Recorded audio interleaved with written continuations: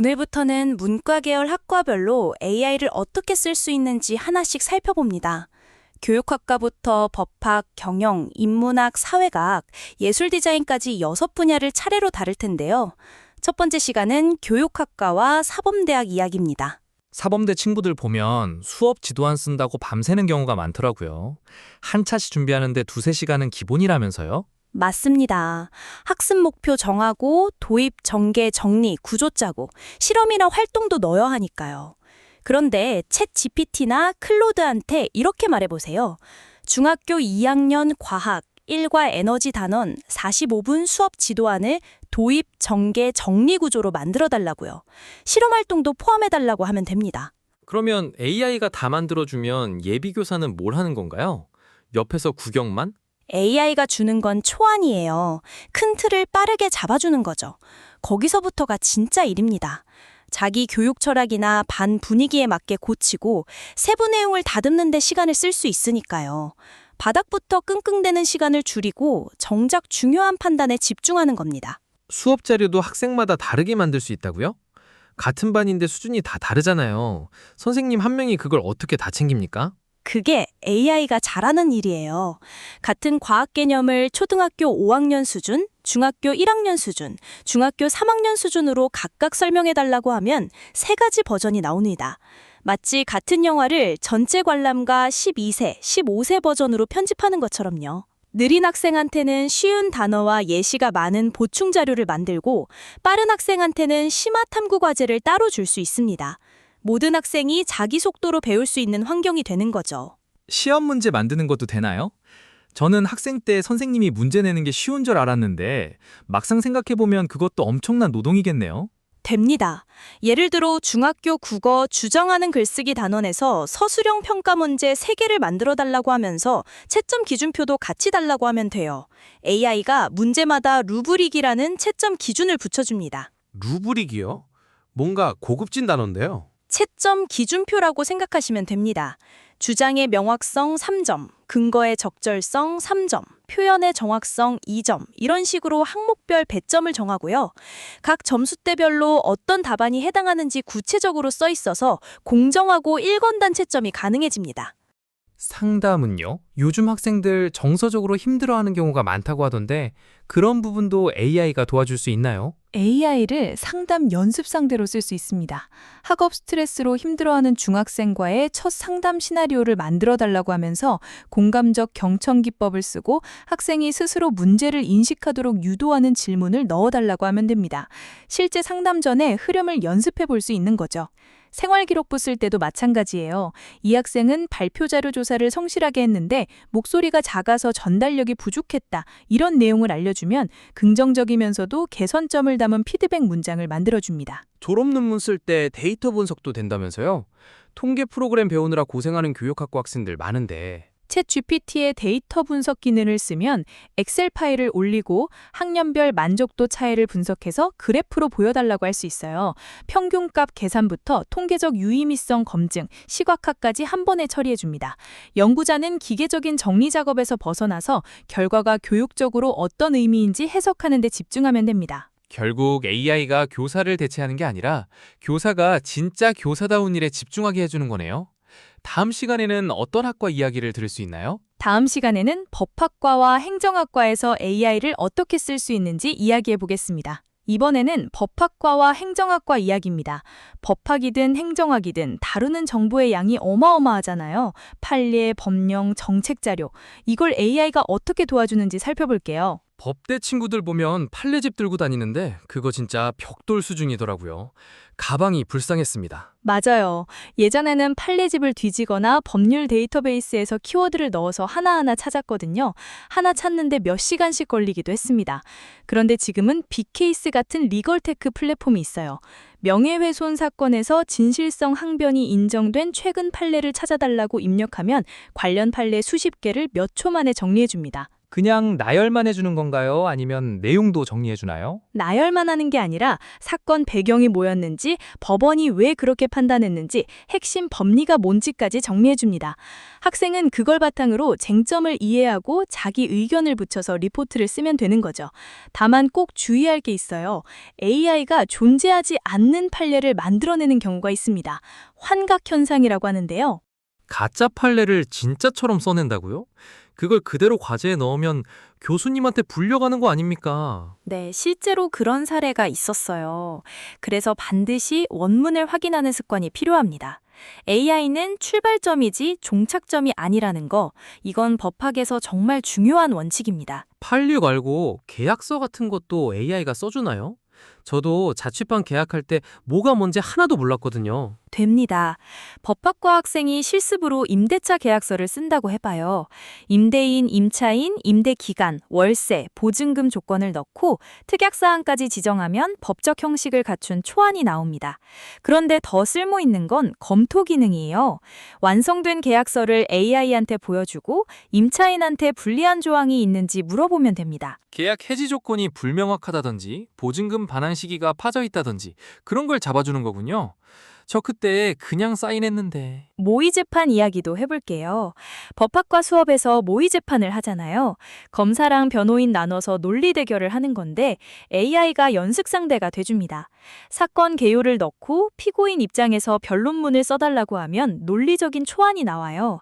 거기서 끝이 아니라 이 변론문의 약점을 검사 입장에서 반박해달라고 하면 예상 간론까지 미리 준비할 수 있습니다. AI한테 내 논리를 깨달라고 부탁하는 거네요. 스파링 파트너가 따로 없습니다. 그렇죠. 이걸 반복하면 여러 관점에서 사건을 보는 능력이 생깁니다. 이제 행정학과 쪽으로 넘어가 볼게요. 행정학과 학생이 규제 완화 정책을 연구한다고 해봐요. 최근 몇 년간 관련 법령 변화, 주요 판례, 학계 논쟁을 시간 순서로 정리해달라고 하면 타임라인이 나옵니다. 논문에서 선행연구 검토 부분 쓸 때 이게 큰 도움이 됩니다. 자료 모으는 시간을 줄이고 분석하고 주장하는 데 시간을 더 쓸 수 있다는 거죠? 맞습니다. 정책안 설계 과제도 마찬가지예요. 청년 주거 지원 정책안을 만든다고 하면 수혜 대상, 필요 예산, 집행 기관, 예상되는 반대 의견을 정리해달라고 할 수 있어요.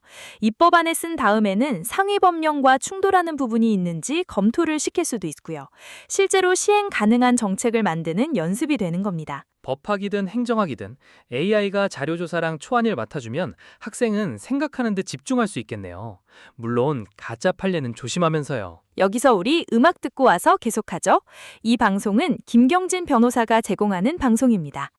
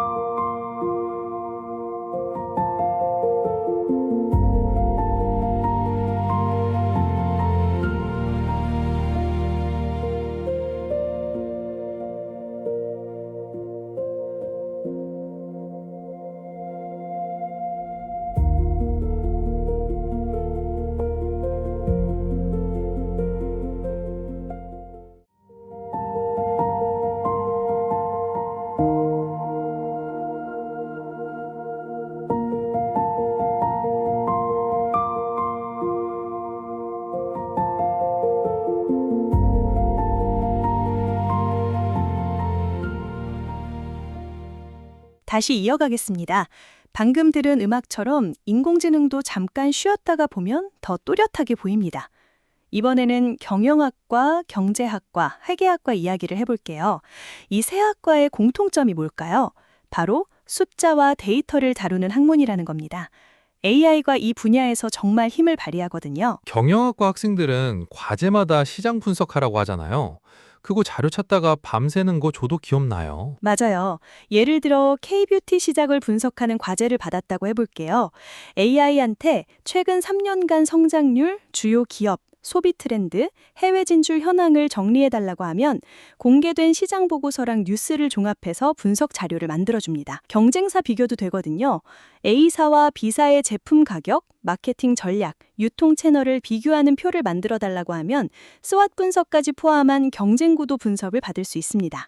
스왓이 뭐냐면 강점, 약점, 기회, 위협 4가지로 기업 상황을 정리하는 틀이에요. 그러면 학생의 할 일은 뭐가 넘는 건가요? 자료가 다 나오면? 핵심이 거기 있어요. 정보 수집에 쓰던 시간을 아껴서 차별화될 전략을 세우는 데 집중하는 거예요. AI가 재료를 깔아주면 학생은 그걸로 요리를 하는 겁니다. 회계학과 쪽은요?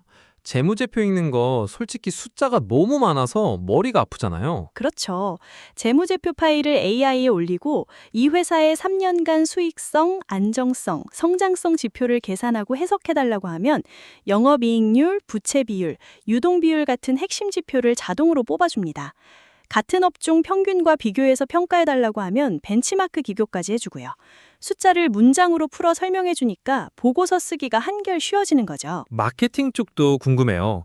저는 마케팅 수업 때 캠페인 기획 과제가 나오면 아이디어가 안 떠올라서 카페에서 커피만 3잔 마시고 온 적도 있거든요. 커피 3잔 값이면 차라리 AI를 쓰는 게 낫겠네요. 예를 들어 신규 에너지 드링크의 SNS 마케팅을 기획한다고 해볼게요. 타겟은 20대 직장인, 핵심 메시지는 빠른 피로 회복.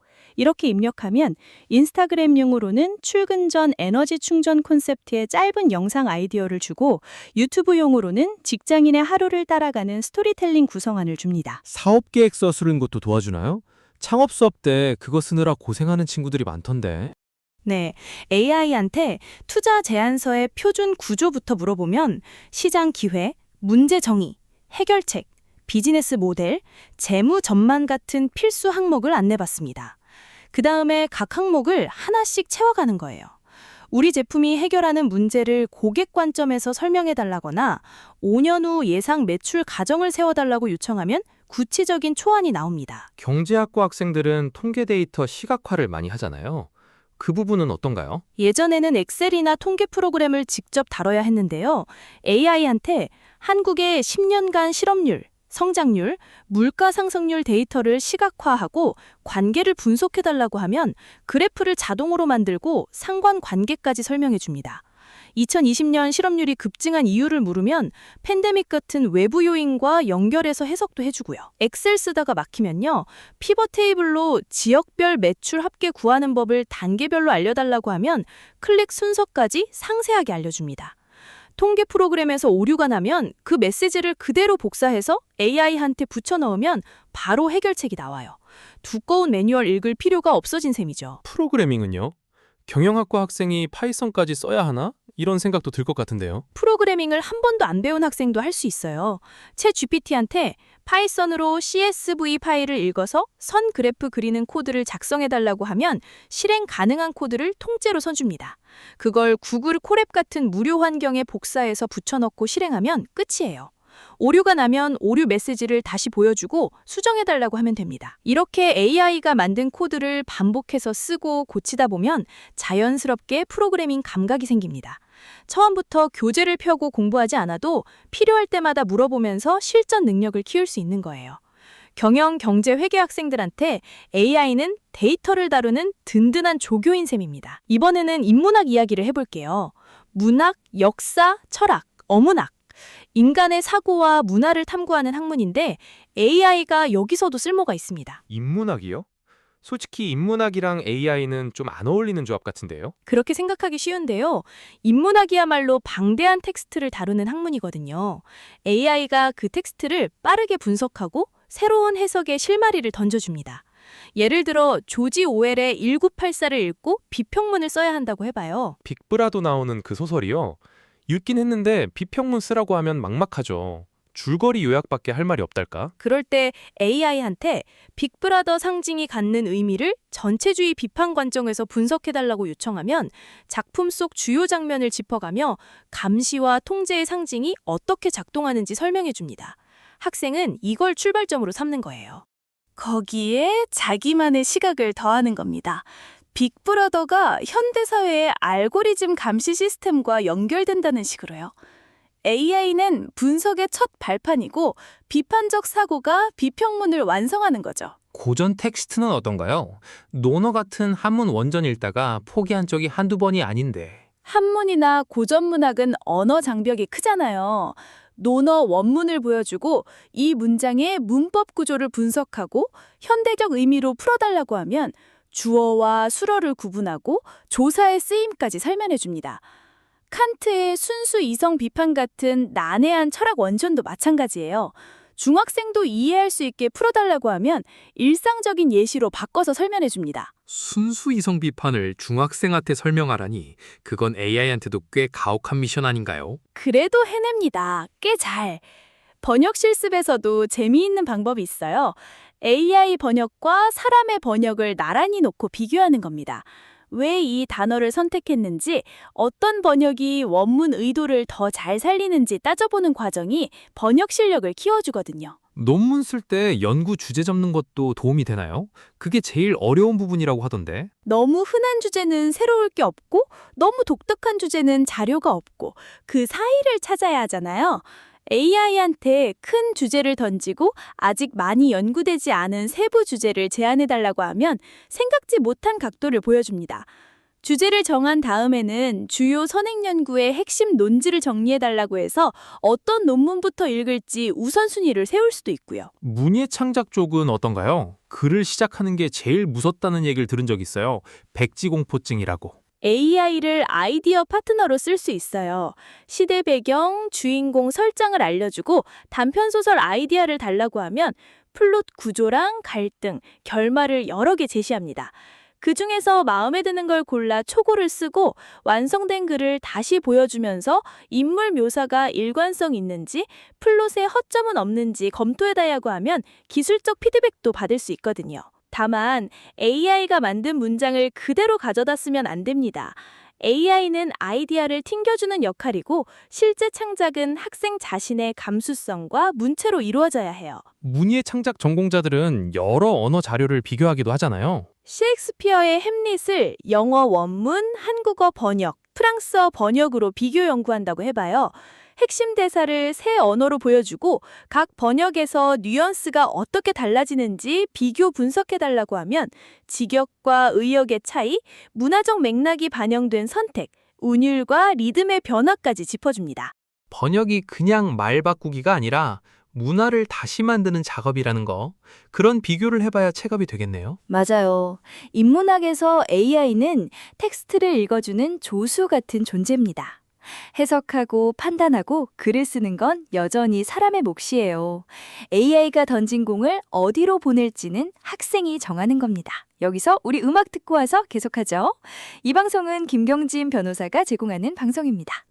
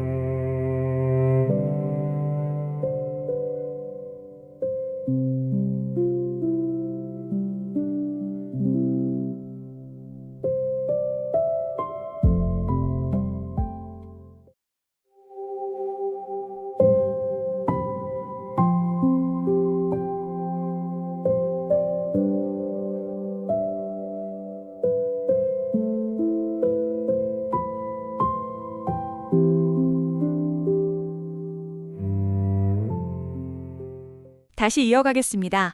방금 들은 음악처럼 인공지능도 잠깐 쉬었다가 보면 더 또렷하게 보입니다. 이번에는 사회과학 분야입니다. 정치학, 외교학, 사회학, 심리학. 이 분야들의 공통점이 뭐냐면요. 인간과 사회라는 복잡한 현상을 다룬다는 거예요. 데이터가 방대하고 변수가 많고 맥락이 중요하죠. 정치학과 친구가 리포트 하나 쓰려고 뉴스 기사만 300개 읽다가 지쳐서 결국 주제를 바꿨다는 얘기를 들은 적 있어요. 주제를 바꾸면 또 300개를 읽어야 하는 건데 그래서 AI가 유용합니다. 예를 들어 미중 기술 패권 경쟁을 주제로 리포트를 쓴다고 해볼게요. AI한테 2023년부터 2025년까지 미국과 중국의 반도체 관련 정책 변화를 시간 순으로 정리해달라고 요청하는 겁니다. 주요 법안, 수출 규제, 기업 제재 조치를 포함해서요. 타임라인이 쭉 나오면 거기서 한국에 미치는 영향까지 물어볼 수 있는 거죠? 맞아요. 이어서 이런 변화가 한국 반도체 산업에 미치는 영향을 3가지 시나리오로 분석해달라고 하면 낙관적 시나리오, 비관적 시나리오, 중립적 시나리오를 나눠서 보여줍니다. 학생은 거기에 자기만의 정책 제언을 덧붙이면 분석 보고서가 완성되는 거예요. 시나리오 분석이라니. 저는 리포트 쓸 때 시나리오가 하나밖에 없었거든요. 내가 맞다. 이게 끝이었습니다. 그 다음은 사회학 쪽인데요. 설문조사 얘기를 안 할 수가 없습니다. 설문 문항을 잘 만들어야 데이터가 쓸모 있거든요. 대학생의 진로 고민에 영향을 미치는 요인을 연구한다고 하면 AI한테 이 주제를 측정할 수 있는 설문 문항 20개를 5점 척도로 만들어달라고 합니다. 유도 질문이 되지 않게 중립적으로요. 유도 질문이 안 되게 하라는 조건이 중요하겠네요. 그렇죠. AI가 나는 진로 결정에 자신감이 있다. 부모님의 의견이 진로 선택에 영향을 준다. 이런 식으로 문항을 만들어줍니다. 학생이 검토하고 수정해서 최종 설문지를 완성하고요. 설문을 다 돌린 다음에는 엑셀 파일을 AI에 올려서 평균, 표준 편차, 상관관계를 분석해달라고 하면 통계 결과와 해석까지 받을 수 있어요. 통계 프로그램 앞에서 멍하니 앉아있던 기억이 나는데 그때 이게 있었으면 좋았겠다 싶습니다. 외교학 쪽은 어떤가요? 외교학은 공식 문서 형식이 중요합니다. 한국 정부가 어떤 나라에 환경 협력을 제안하는 외교 서한을 영어로 써야 한다고 해볼게요. AI한테 요청하면 국제 관례에 맞는 수신인, 발신인, 인사말, 본문, 맺은말이 다 갖춰진 초안을 받을 수 있습니다. 브리핑 사료도 마찬가지예요. 배경, 현황, 우리 정부 입장, 국제사회 반응 이런 순서로 한 페이지짜리 브리핑을 만들어 달라고 하면 정책 결정자가 빠르게 읽을 수 있는 형태로 나옵니다. 형식을 배우는데 AI가 좋은 틀을 잡아주는 셈이죠. 외교 소환이라니 갑자기 제가 대사관에서 일하는 기분이 됐습니다. 사회학에서 여론 분석하는 것도 있다면서요? 네, SNS나 뉴스 댓글로 여론을 분석하는 건데요. 예를 들어 저출산 문제에 대한 댓글 1000개를 분석해서 긍정, 부정, 중립 비율을 계산하고 키워드를 뽑아달라고 할 수 있어요. AI가 감성 분석이라는 걸 해서 긍정 15%, 부정 60%, 중립 25% 이런 결과를 내고요. 경제적 부담, 육아정책 부족 같은 키워드를 빈도순으로 보여줍니다. 댓글 1000개를 사람이 직접 읽으면 정신 건강에 안 좋을 것 같기도 하고요. 심리학 쪽은요? 심리학에서는 검증된 심리 척도를 써서 연구를 합니다. 대학생의 불안 수준과 학업 성취도 관계를 연구한다고 하면 AI한테 가설을 세우고 적합한 심리 척도를 추천해달라고 요청할 수 있어요. AI가 불안 수준이 높을수록 학업 성취도가 낮을 것이다 라는 가설을 제안하고 100 불안 척도 같은 검증된 도구를 알려줍니다. 연구 절차도 윤리심의 승인부터 참가자 모집, 설문, 데이터 분석, 결과 해석까지 단계별로 잡아줘요. 데이터를 모은 다음에는 상관 분석을 돌리고 이 결과가 기존 심리학 이론과 어떻게 맞는지 해석해달라고 하면 논문의 논의 부분을 쓰는 데 도움이 됩니다. 사회과학이 AI를 만나니까 연구의 뼈대를 잡는 속도가 확 달라지는 느낌입니다. 물론 해석하고 판단하는 건 결국 연구자 몫이겠지만요. 그 말이 핵심이에요. AI가 데이터를 정리하고 틀을 잡아주지만 그 안에 어떤 관점을 넣고 어떤 주장을 할지는 학생 자신이 결정해야 합니다. 사회과학은 숫자 뒤에 있는 사람의 이야기를 읽어내는 학문이니까요. 디자인과 학생들은 밤새 작업하는 걸로 유명하잖아요. AI가 그 밤샘을 좀 줄여줄 수 있나요? 네, 예술과 디자인 분야에서 AI는 2가지를 바꿔놓고 있어요. 하나는 아이디어를 찾는 시간, 또 하나는 만드는 시간입니다. 오늘은 그 구체적인 방법을 하나씩 보겠습니다. 먼저 브레인스토밍 단계입니다. 디자인 프로젝트를 시작할 때 어떤 방향으로 갈까 고민하는 시간이 길거든요.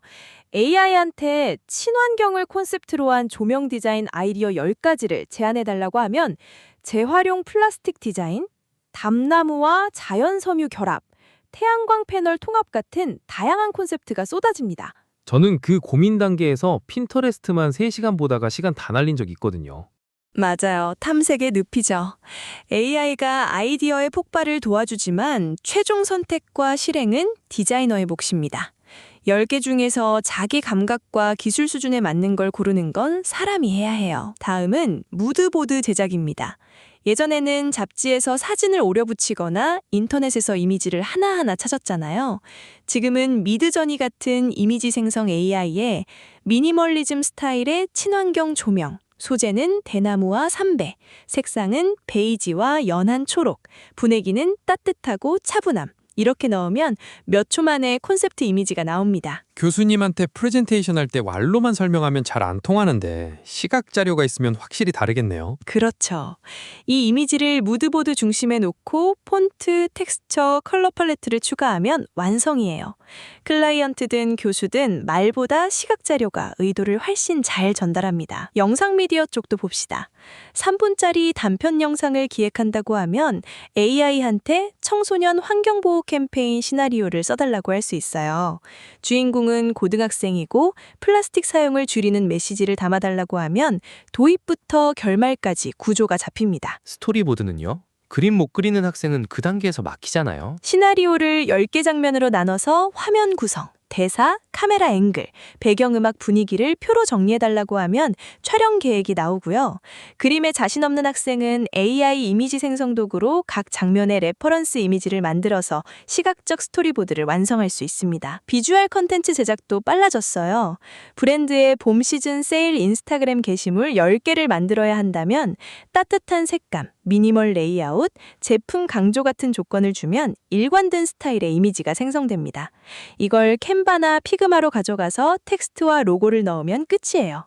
2, 3일 걸리던 작업이 몇 시간으로 줄어듭니다. 영상 편집도 되나요? 인터뷰 영상 편집하다가 새벽 4시에 눈이 풀려서 엉뚱한 부분을 잘라버린 적이 있거든요. 긴 인터뷰 영상에서 핵심 부분만 AI가 자동으로 추출해주고요. 배경음악도 AI가 작곡해서 저작권 걱정 없이 쓸 수 있습니다. 새벽 4시 실수를 줄여주는 셈이죠. 마지막으로 포트폴리오입니다.